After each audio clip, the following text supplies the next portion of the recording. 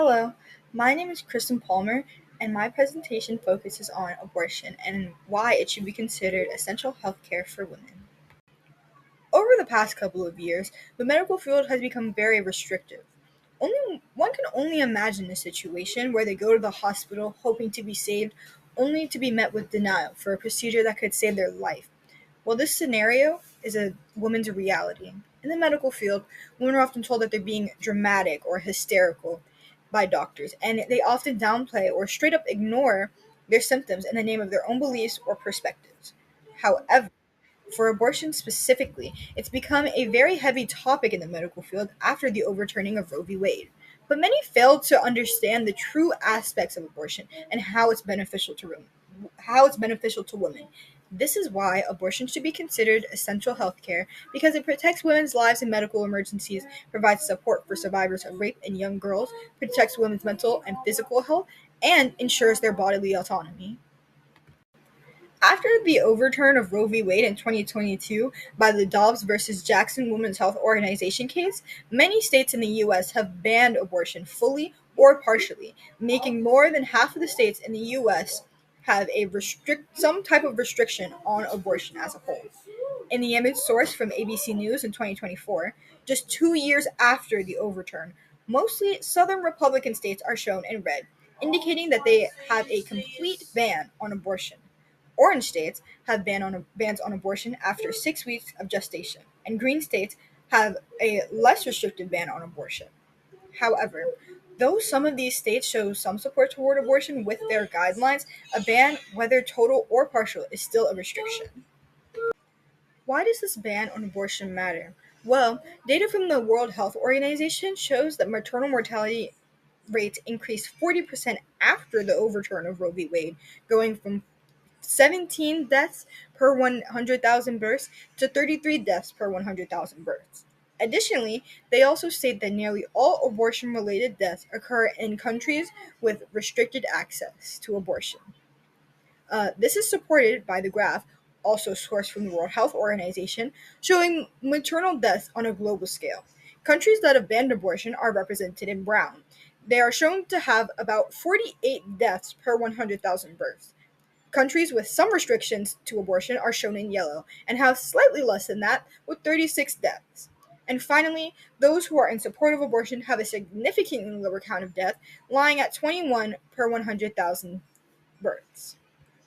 The Turnaway study, in addition to this, shows the other hardships that women have when abortion is denied.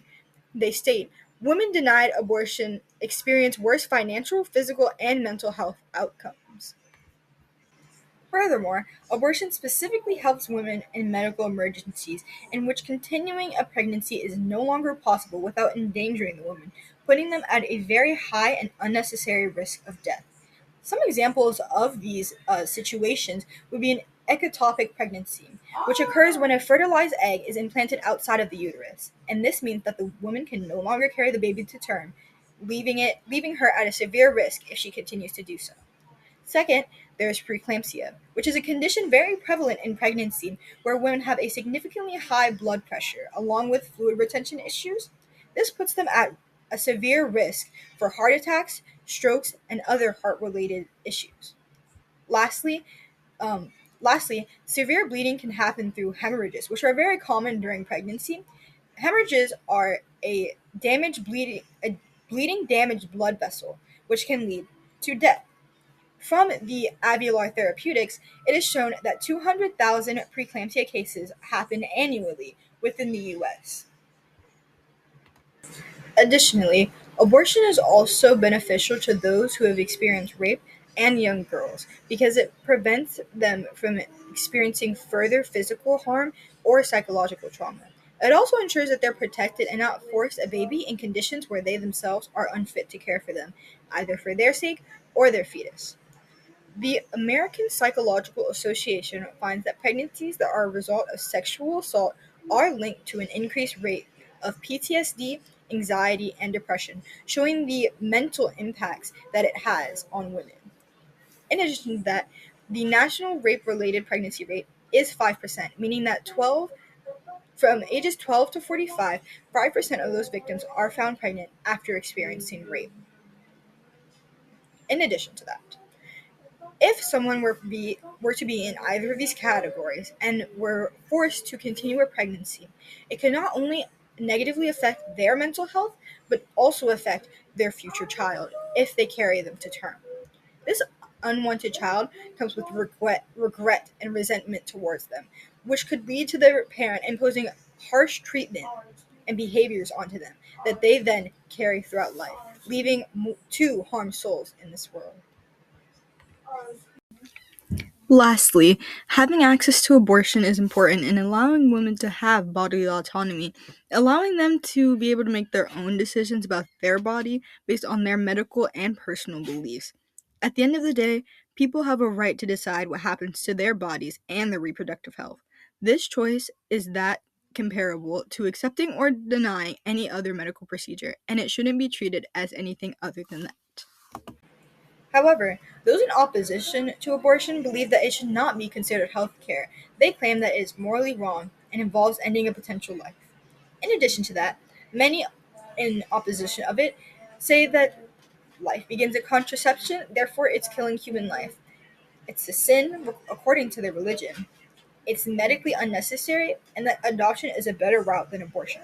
However, it has been proved by many medical organizations that life does not begin at contraception. Instead, it begins at 27 weeks into pregnancy. Additionally, as I stated earlier, some pregnancies become no longer viable, putting the mother's life at risk if she continues. Additionally, alternatives such as adoption don't take into account the physical and emotional trauma that comes with a forced pregnancy or carrying a baby to term when it puts your life at risk. In conclusion, by recognizing abortion as healthcare, women globally are able to protect both their public health and their human rights. Without this access, women are put at grave risk for suffering, death, and mental trauma. As a society, we have to learn to value and prioritize human life rather than the fetus growing inside of her. By prioritizing medical expertise and patients' well-being, it ensures a safe legal access to healthcare. A call to action would be for lawmakers to prioritize medical facts and expertise over political beliefs to protect women's rights and their autonomy. Expanding access to abortion services is critical in improving their public health, human rights, and ensuring equitable healthcare.